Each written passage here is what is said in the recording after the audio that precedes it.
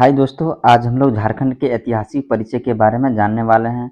क्या है कि झारखंड का जो नाम झारखंड क्यों पड़ा और झारखंड का नाम किस-किस काल में क्या नाम से पुकारा जाता था? तो आइए सीधे हम लोग प्रश्न के ऊपर ध्यान देंगे। क्या है कि झारखंड एवं वनों की बहुलता, क्या है झाड़ियों एवं वनों की बहुलता दोस्तों।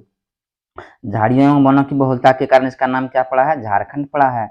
और विभिन्न कालों में झारखंड प्रदेश को विभिन्न नामों से जाना जाता था। तो आइए उसके बारे में हम लोग जानने का प्रयास करेंगे कि कौन से काल में झारखंड का नाम क्या कहा जाता था। तो क्या है कि एतेरे ब्राह्मण, एतेरे ब्राह्मण में क्या कहा जाता था? पुंड्र या पुंड कहा जाता था, पुंड्र या पुंड कहा जाता था। और वायु पुराण में झारखंड को क्या कहा जाता था? मुरंड के नाम से जाना जाता था। नेक्स्ट है कि समुद्रगुप्त का प्रयाग प्रशस्ति में क्या कहा जाता था? झारखंड को मुरुंड कहा जाता था। क्या कहा जाता था? मुरुंड। विष्णु पुराण में झारखंड को क्या कहा जाता था? मुंड कहा जाता था। आइए नेक्स्ट में देख लेते हैं क्या है कि भागवत पुराण में झारखंड को क्या कहा जाता था? भागवत विष्णु पुराण में तो मुंड कहा जाता था दोस्तों, लेकिन भागवत पुराण में टिकिट प्रदेश के नाम से जाना जाता था। और महाभारत में झारखंड को किस नाम से जाना जाता था? तो पुंडरीक या पशु भूमि के नाम से जाना जाता था। बहुत ही महत्वपूर्ण प्रश्न है दोस्तों। क्या कि पूर्व मध्यकालीन साहित्य, पूर्व मध्यकालीन संस्कृत साहित्य में झारखंड को क्या कहा जाता था? तो कलिंद देश के नाम से जाना जाता था। नेक्स्ट है कि 13वीं सदी के ताम्रपत्र में झारखंड को झारखंड के नाम से जाना जाता था।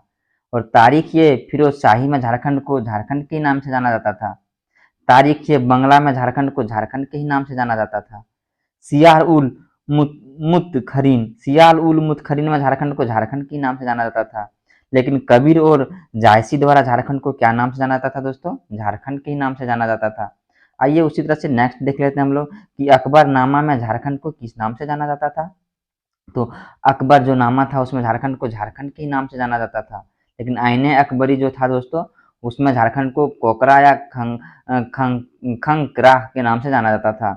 कौटिल्य का अर्थशास्त्र में झारखंड को कुकुट और कुकुट देश के नाम से जाना जाता था। लेकिन टॉलमी द्वारा जो है दोस्तों, वह झारखंड को मुंडल के नाम से जाना जाता था।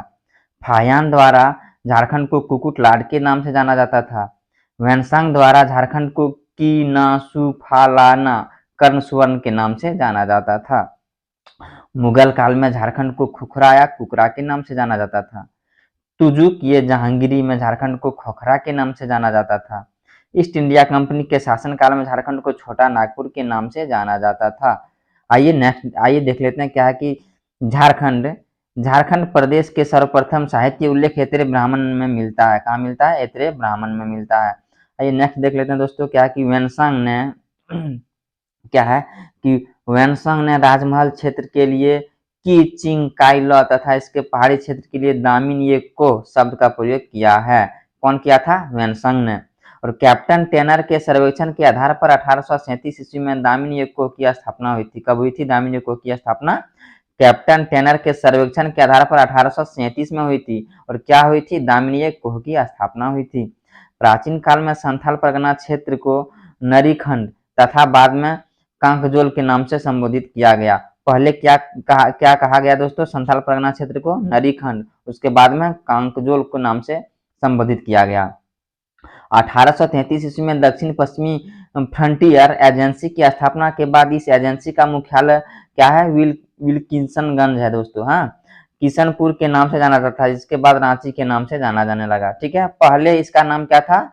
विल्किंसनगंज। ठीक है, उसके बाद किशनपुर, उसके बाद यह रांची के नाम से जाना जाने लगा। ठीक है, आइए नेक्स्ट देख लेते हैं कि झारखंड में आदिवासियों का प्रवेश, झारखंड में आदिवासियों का प्रवेश कब हुआ था, कहाँ हुआ था? हाँ, तो एक नंबर में क्या है? जनजाति। कौन जनजाति? असुर जनजाति। ठीक है, इसका महत्वपूर्ण बात है क्या है दोस्तों कि झारखंड की प्राचीनतम जनजाति रांची, लोहरदगा और गुमला में है। झारखंड का प्राचीनतम जनजाति है असुर। कहाँ कहाँ है? यह रांची में है, लोहरदगा में और गुमला में पाया जाता है। हाँ, बिरजिया, बिरहोर तथा खड़िया, बिरजिया, बिरहोर तथा खड़िया जनजाति कहाँ कहाँ है? संभवतः यह कैमूर की पहाड़ियों से होकर छोटा नागपुर में प्रवेश करता है। कैमूर की पहाड़ियों से होकर छोटा नागपुर में प्रवेश करता है। कोरवा जनजाति, ये पता नहीं दोस्तों, लेकिन मुंडा उरांव हो या क्या है? मुंडाओं के नागवंश की स्थापना का योगदान दिया था। उरांव झारखंड में राजमहल में था, पलामू नामक 2 शाखाओं में बसे थे। ठीक है, आइए देख लेते हैं कि चेरो, खरवार, संथाल, चेरो, खरवार और संथाल 1000 ईसा पूर्व तक चेरो, खरवार एवं संथालों को छोड़कर झारखंड में पाई जाने वाली सभी जनजातियां छोटा नागपुर क्षेत्र में बस चुकी थी। पूर्व मध्यकालीन में संथाल हजारीबाग में बसे और ब्रिटिश काल में संथालों का विस्तार संथाल परगना क्षेत्र में हुआ। तो दोस्तों यह झारखंड के ऐतिहासिक परिचय था। इसी तरह से हम लोग बहुत ही महत्वपूर्ण प्रश्न को लेके आते रहते हैं दोस्तों, तो हमारे चैनल से जुड़े रहें दोस्तों, और इस तरह से